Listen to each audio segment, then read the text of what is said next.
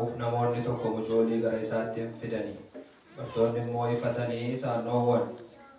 Yesuus garuu yommus kana argee aaree bartoota isaatiin lakkisaa mucooliin gara koo haa dhufan hin dhoowwinaa. Mootummaan Waaqayyoo warra akkasiitiif ta'a. An dhuguman isinitti himaa eenyullee mootummaa Waaqayyoo akka mucaa simatutti kan hin simanne ittiin galu jedhe. Mucoolii isaa hammatee harka isaa mataa isaaniirra kaa'ee isaan eebbisee galanni Waaqayyoof haa ta'u. Waaqayyoo ganamadha kan inni mucooliidhaan nu eebbisee. Har'as immoo dabalee daddabalee nu eebbisaa jira. Mee mataa keenya gadi qabannee mucoolii Waaqayyoo irra nu kenne kanaaf walii wajjin kadhanna.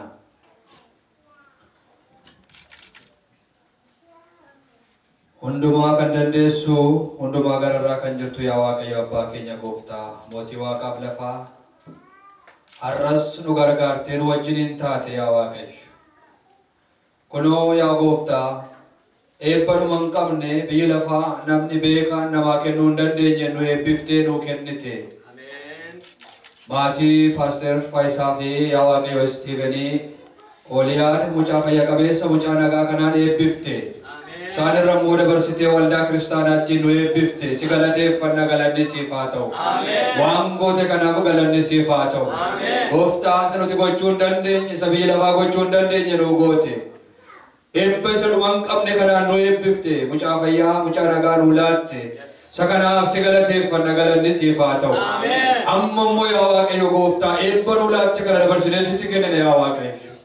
Karaa inni irraa deemu bara inni keessa jiraatu kana dabarsinee sitti kennina.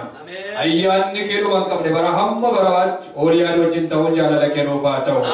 Tokko jedhee jaalala qabe yaa Waaqayyo mana kee keessatti hamma bara jireenya isaatti mana kee keessa jiraachuu akka danda'u ati isa wajjiniin ta'i. Waaqayyo har'as sitti kennina ati isa wajjiniin ta'i. Kennaa qulqulluu nu laatte kana sitti kennina ati isa wajjiniin ta'i. Kara inni ba'u kara inni galutti yaa Waaqayyo ayyaanni kee isaa baay'atu. Waaqayyo guddina muduu hin qabne guddachuu akka danda'u mana kee keessatti Gooftaa. Dubbii kee irratti guddachuu akka danda'u maqaa Gooftaa Yesuusiin si kadhanna ati nu wajjiniin ta'i. Inni inaafu Gooftaa guddina mucaa kanaa kan loluu barbaadu hafuurri hamaan maqaa Gooftaa Yesuus Kiristoosiin karaa isaarraa kan fagaate haa ta'u.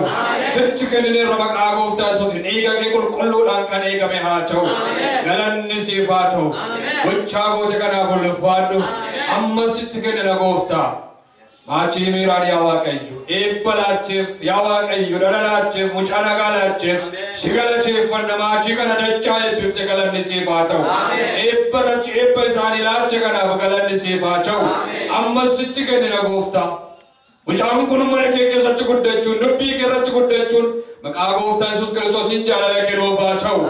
Inni eebba mucaa kana argee inaafu loluu kan barbaadu hafuurri hamaan guddina isaarraa karaa isaarraa maqaa Gooftaa Yesuusiin kan fagaate haa ta'u.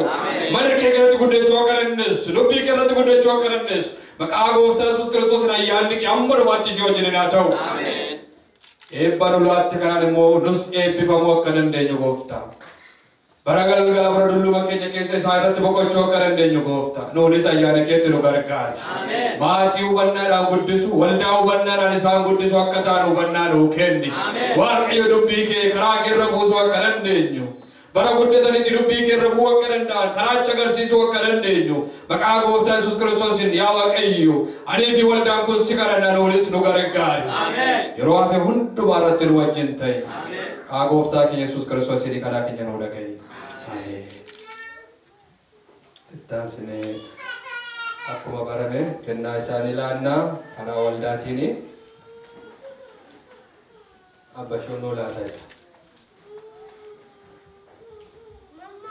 Akkuma yeroo hunda goonu ijoollee yoggaa waldaattiin maatii fideetoo dhufu waldaan Ebenezer Oromoo yeroo hunda maal gooti ijoollee kanaafin maatii kanaaf yaadannoo ijoollee kanaaf yaadannoo akka ta'uuf waraqaa dedication paper jechuudha.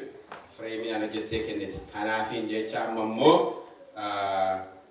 Miraa Darajjee Irranaatiif kennaa kana kenninaa jechuudha.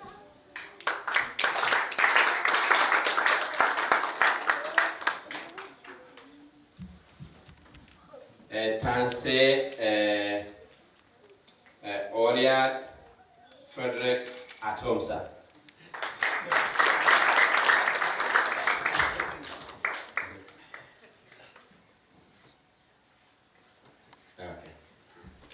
kuni maaliifini yaadannoodha jechuudha. Amma immoo irra deebinee Waaqayyo gooftaan isin gargaaru, isin ulfeessu, jiraadhaa, horaa, bulaa, eebbifamaa. Nuunis waldaa kiristaanaa akkasuma immoo waliin gurguruu Waaqayyo gargaaru. Ameen.